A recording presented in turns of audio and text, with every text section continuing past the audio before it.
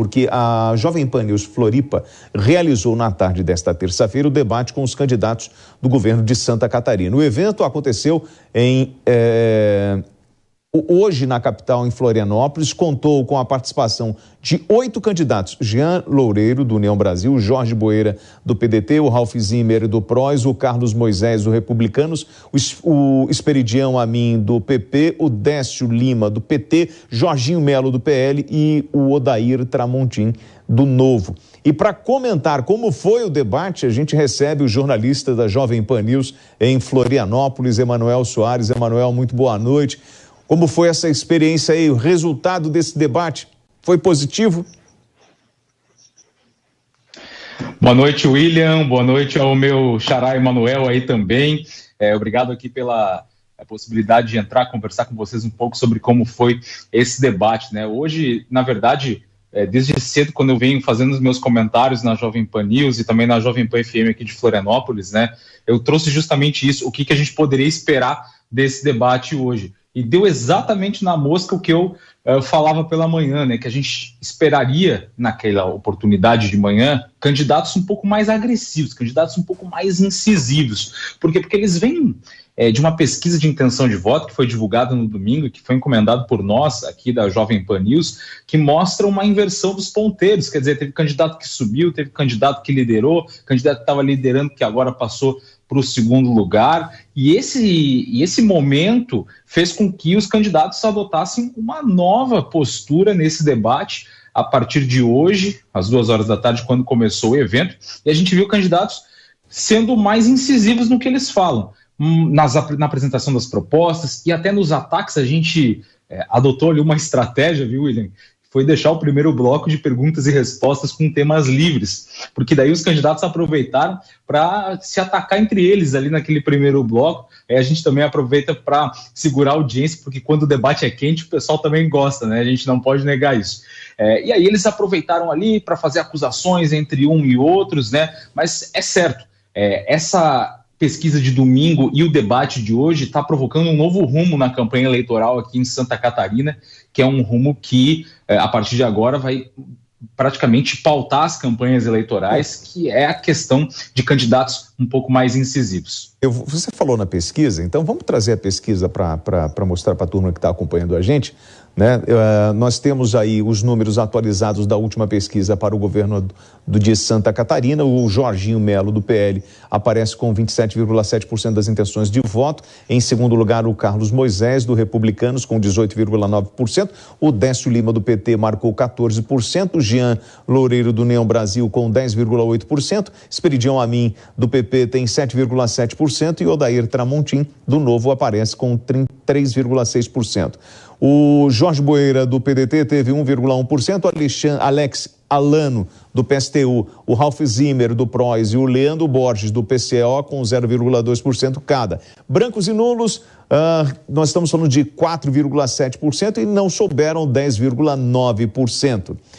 Ainda sobre a pesquisa, essa pesquisa foi realizada pelo Instituto Mapa entre os dias 30 de agosto e 1º de setembro de 2022, com 1.204 entrevistados por telefone. A margem de erro máxima pode chegar a 2,8 pontos percentuais e o levantamento tem índice de confiança de 95%. A pesquisa foi registrada no Tribunal Regional Eleitoral com o protocolo Santa Catarina 01512/2022, no Tribunal Superior Eleitoral com o protocolo BR 08375/2022. Emanuel, nós estou com 2 Emanuel, né? O Pessoa e o Soares. Emanuel, Pessoa, vamos lá. Uma coisa chamou a atenção da fala do meu colega em Florianópolis sobre como o debate e como essas pesquisas podem, de alguma forma, mudar o ritmo do jogo. Só acredita que uma pesquisa ela pode realmente influenciar um eleitor? William, recentemente, antes de tudo, né, prazer, Manuel, a gente realmente aqui, o nosso nome não é tão comum, ainda mais com a mesma grafia, né? Então, prazer te conhecer virtualmente.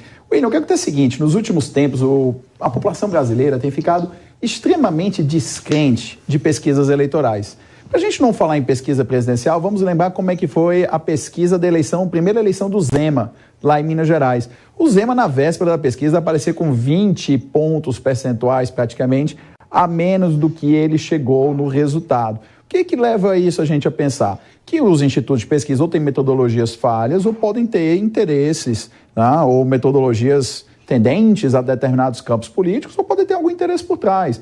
Então, é uma descrença, sim. Só que, quando você tem várias pesquisas de institutos diferentes e que vão apontando a mesma direção, aí você tem uma maior confiabilidade do que você confiar apenas em um instituto X, Y ou Z. Então, nesse caso, a pesquisa que foi encomendada pela Jovem Pan é uma pesquisa que me parece bastante confiável por uma razão muito simples. Você tem em Santa Catarina um estado em que o presidente da República certamente passará de metade dos votos válidos. E com exceção do candidato do PT, que está em terceiro lugar, todos os outros 5 primeiros candidatos são candidatos alinhados com o governo federal, o que reflete claramente como é que é a orientação de voto ali da região sul, que tem sempre ali em Santa Catarina, Paraná principalmente, o Rio Grande do Sul, com exceção de Porto Alegre, também se inclina nessa direção, são votos de direita e centro-direita.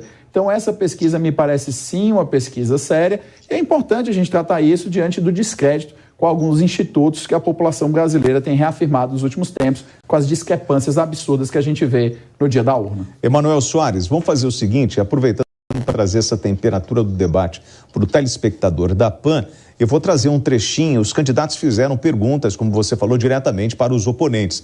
O candidato Jean Loureiro, do União Brasil, foi questionado sobre as críticas ao atual governo de Santa Catarina pelo petista Odécio Lima. Vamos acompanhar. O candidato Décio é o mesmo de 4 anos atrás, quando fez 12% dos votos. Continua falando da eleição presidencial, não fala da eleição estadual, parece que é candidato a presidente, não é candidato a governador, não traz propostas para Santa Catarina. Eu não quero me espelhar numa candidatura a presidente e me esconder através de uma bandeira. Quero trazer propostas, quero mostrar o meu trabalho, mostrar aquilo que fiz e o que vou realizar como governador de Santa Catarina. Emanuel, existe essa tentativa de nacionalizar a disputa no estado?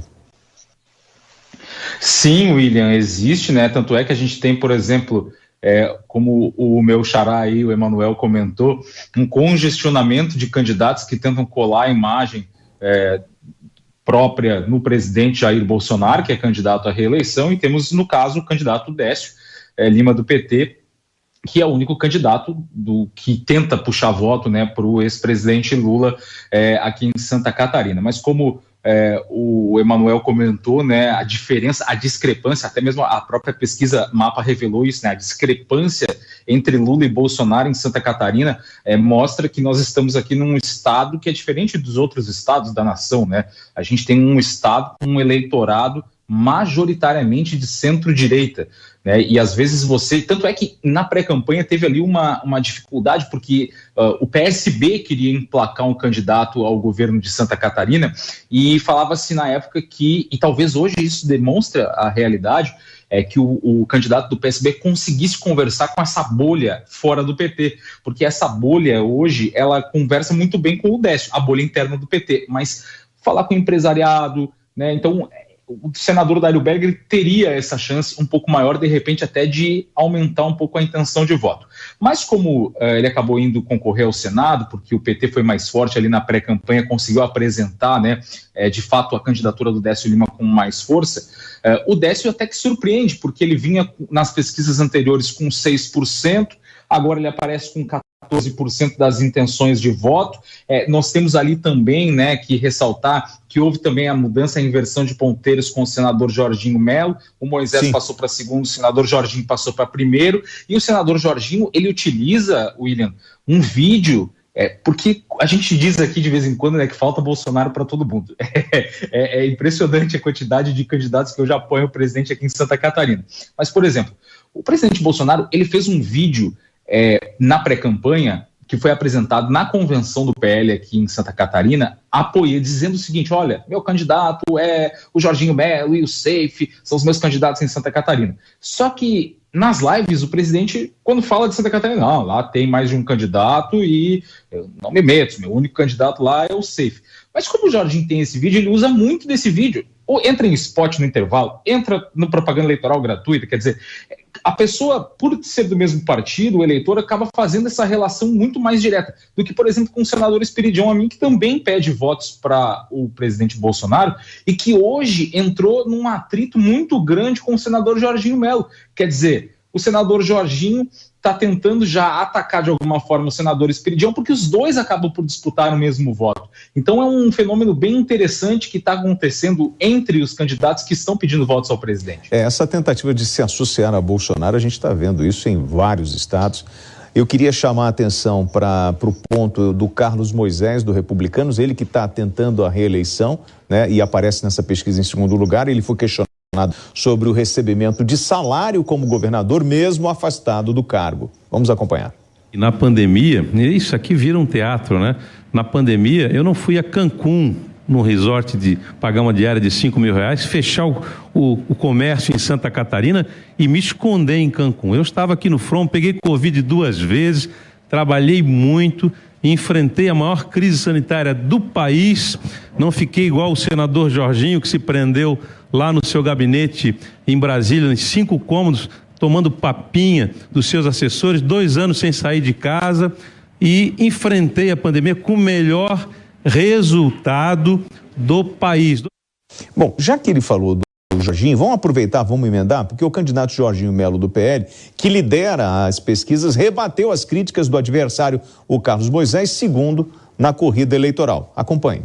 Eu fiquei fazendo Pronamp em Brasília, que salvou 10 milhões de emprego aqui em Santa Catarina, entendeu? Então eu tenho... E outra coisa, enquanto ele estava fechando as coisas, eu dividi 50% do meu salário para os hospitais de Santa Catarina, o único político brasileiro que fez isso.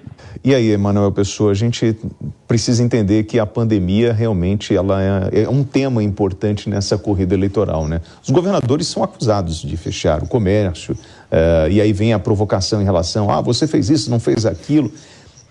Essa cobrança, ela é justa e ela faz diferença na corrida eleitoral? Lembrando que foi uma tragédia sanitária sem precedentes.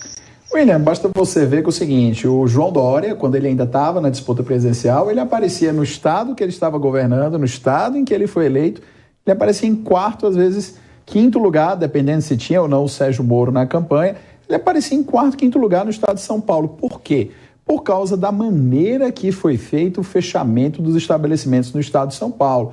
Então, da mesma maneira, essa realidade se reflete em vários estados, né? Não só São Paulo, você vai no Maranhão, você vai no Ceará, você vai no Piauí, você vai em Minas Gerais, tudo isso conta a maneira como foi feita. Evidentemente, a gente imagina que o seguinte, quando aconteceu a pandemia era um fato inédito, então os políticos eles preferiram efetivamente tomar medidas excessivas de fechamento, de proibição, de circulação, do que correrem os riscos. Se estavam corretos ou não, existem estudos que embasam para as duas direções, tá? Já que a gente não havia remédio, não havia ainda vacinas. Mas o fato é que no caso do Carlos Moisés, sim, ele vai sofrer com parte da população o peso de ter sido o governador que liderou o fechamento. Porque, como a gente sabe, na época, o presidente da República queria manter tudo aberto e o Supremo Tribunal Federal, analisando e interpretando a Constituição sobre a competência concorrente dos governos de Estado, das prefeituras e do governo federal de saúde, interpretou que os governadores tinham, sim, o poder sanitário ali de fazer e ordenar o fechamento dos comércios. Então, o Moisés paga esse preço, como vários outros governadores pagaram e como o Dória pagou o preço, que no caso dele pagou até mais caro pela maneira como ele conduziu as coisas. Talvez se ele tivesse conduzido de uma outra maneira, mais parecida com uma maneira que o Zema conduziu, ele não tivesse sido tão desgastado em sua popularidade, o seu projeto presidencial não tivesse afundado tão rapidamente. E aí, Soares, o candidato do PT nesse debate, o Décio Lima, questionou o corte nos investimentos na educação de Santa Catarina. Vamos acompanhar. É grave o que aconteceu com o povo de Santa Catarina. Na educação, nós tivemos um corte daquilo que vinha do governo federal, dos quais tínhamos uma linha aproximada de 4 bilhões e 300 milhões, e isso foi reduzido para 3 bilhões e 700 milhões. Ou seja, nós vamos buscar novamente uma empatia republicana para retomar o carinho com o povo catarinense com o presidente Lula. Emanuel Soares, você acompanha o dia a dia de Santa Catarina. Eu pergunto a você a situação da educação no estado.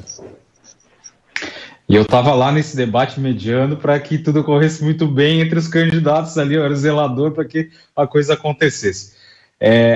A gente sabe que hoje falta investimento, principalmente na construção de mais escolas em Santa Catarina. A gente tem um exemplo aqui, não precisamos nem ir muito para o interior, aqui em Florianópolis especificamente, há uma falta de escolas estaduais, por exemplo, na educação quase toda, se não na totalidade, mas uma boa parcela dela está sob responsabilidade dos municípios. Então, de fato, falta um investimento.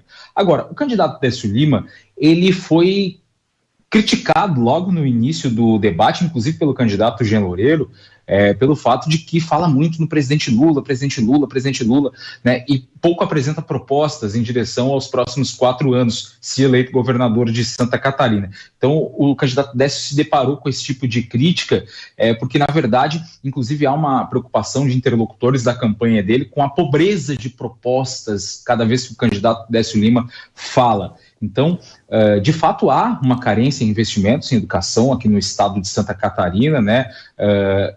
O candidato Décio Lima está ali, né, tentando justamente ir nessa direção. Agora, tem a informação que foi trazida anteriormente ali, né, na resposta do Carlos Moisés, que foi, inclusive, questionado sobre a questão de estar afastado. Ele pediu uma licença do cargo por 30 dias do cargo de governador de Santa Catarina. Hoje, como a vice-governadora não pode assumir, pois é candidata a deputada federal, Daniela Rainer, acabou recorrendo ao presidente da Assembleia Legislativa, mas que, na verdade, a intenção inicial já era colocar o presidente da Assembleia, porque o MDB, que é o partido do presidente da Leste, apoia a candidatura de Carlos Moisés. Então, ele acabou se afastando. Na sabatina que eu fiz com ele ontem à tarde, eu questionei essa situação, né, se ele estava afastado, se estava ganhando salário ou não, e aí ele acabou falando ali que de fato está afastado, mas que está com afastamento remunerado. E aí, se os adversários dele pegaram essa informação hoje, na entrevista que eu fiz com ele ontem no Jogo do Poder, que é o programa que eu apresento, aí pegaram essa informação de ontem e jogaram contra ele no debate de hoje, que é algo também absolutamente natural. E sobre a fala do candidato Moisés, que ele fala ali, né, a questão de Cancún, não foi para Cancún e tal, ele faz referência ao candidato Jean, que é ex-prefeito de Florianópolis e que logo depois do período mais grave da pandemia, onde houve ali uma abertura já, o candidato Jean pegou a família e tirou férias em Cancún, mas estava administrando a prefeitura de lá, mandava vídeos, dava as determinações de lá, nesse período mais crítico da pandemia, quando houve a primeira abertura, mas ainda assim esse argumento também foi utilizado contra o ex-prefeito de Florianópolis, que na visão do candidato Moisés, ele não deveria ter se ausentado aqui da capital do estado. Emanuel Pessoa, vamos lá. A gente está observando em vários estados esse confronto direto entre os candidatos. E, às vezes, nós perdemos a oportunidade nos debates de apresentar propostas, porque fica um trocando acusação com o outro. E aí eu pergunto ao senhor, população brasileira, ela assiste esse espetáculo, porém, na hora do voto, ela vota de forma consciente? Todo eleitor, ele vota com o bolso, na maioria das vezes. A maior preocupação da maioria dos eleitores é como está a sua situação econômica. Se a sua vida está indo bem, você tende a votar com um governo que tenta se reeleger ou indicar o sucessor. Se sua vida vai mal, você tende a votar com oposição.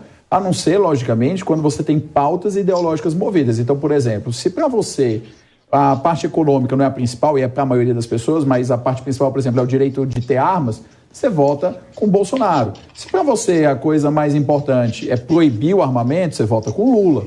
Então, isso existe claramente. Agora, os ataques pessoais, eles têm uma tendência natural a se voltar contra a pessoa que proferiu os ataques. As pessoas, elas tendem a simpatizar com quem sofre os ataques. Basta você ver que um dos filmes mais populares da história é justamente um filme em que o protagonista apanhava do mundo como um todo para conseguir, no final, melhorar a vida dele, que é Rocky, o Lutador. Então, as pessoas se identificam com essa história. Então, quando há puramente ataques, aqueles ataques eles servem para mobilizar a militância do candidato X. Então, se esse candidato ataca o outro, ele mobiliza a sua militância, mas isso normalmente não o ajuda a ganhar votos. Mas propostas coerentes e propostas execuíveis, porque as pessoas não são tolas, são propostas que efetivamente têm capacidade, sim, de mover o eleitorado. Basta você ver, a gente assistiu aqui na Jovem Pan recentemente a sabatina do Ciro Gomes, ele tem proposta de fazer a limitação da taxa de juros das pessoas, do quanto elas podem pagar no empréstimo bancário. Só que as pessoas sabem, as pessoas médias conseguem entender, as pessoas que pegam os financiamentos, que se isso ocorrer, o banco não financia mais ninguém, porque o banco não financia as pessoas pela bondade do coração. O banco financia as pessoas para ter lucro. Então as pessoas sabem que essa proposta é inexequível. Se as pessoas acreditassem que uma proposta dessa é exequível, William, ele seria eleito presidente por aclamação, porque mais de 70 milhões de brasileiros são endividados. Então, as propostas são muito mais importantes para convencer as pessoas, desde que sejam propostas explicadas de forma... Elas não precisam ser propostas simples, mas elas têm que ter capacidade de explicação simples para que as pessoas entendam como aquilo vai melhorar a vida delas. Então, esses ataques energizam a base de quem ataca, mas não ajuda a ganhar voto e, dependendo do excesso, pode até atrapalhar. Bom, eu queria agradecer ao jornalista, nosso colega da Jovem Pan News, Florianópolis, Emanuel Soares. Emanuel, obrigado aí pelo bate-papo, parabéns aí pela mediação durante esse debate. Muito obrigado pela ajuda aí com as informações direto do Estado. Obrigado, William, e certamente a gente volta em breve aqui a conversar sobre esse movimento político aqui em Santa Catarina, que está muito interessante. Só para finalizar, amanhã tem aqui também a programação, né, dos atos de 7 de setembro, que vão acontecer na Avenida Beira-Mar Norte, aqui em Florianópolis, né, pelo menos com 2 horários, 10 horas da manhã e 4 horas da tarde, segundo os organizadores, e, é claro, o desfile da Independência, que deve chamar também bastante a atenção. Forte abraço, muito obrigado pela parceria mais uma vez. Aproveitando essa quicada de bola, convido aos senhores que estão acompanhando. Pois não. Deixa eu só citar, que se eu esqueço de falar isso, amanhã meu chefe me pega pela orelha. Sim. Amanhã nós completamos 1 ano de Jovem Pan News em Florianópolis, no FM 103.3. Então, parabéns aí à nossa família Jovem Pan News de Florianópolis por esse 1 ano. É muito bom contar com vocês, e amanhã a Jovem Pan vai fazer uma cobertura ampla, acionando todas as nossas afiliadas, os nossos colegas jornalistas, comentaristas, para a gente trazer aí toda a repercussão em função do 7 de setembro.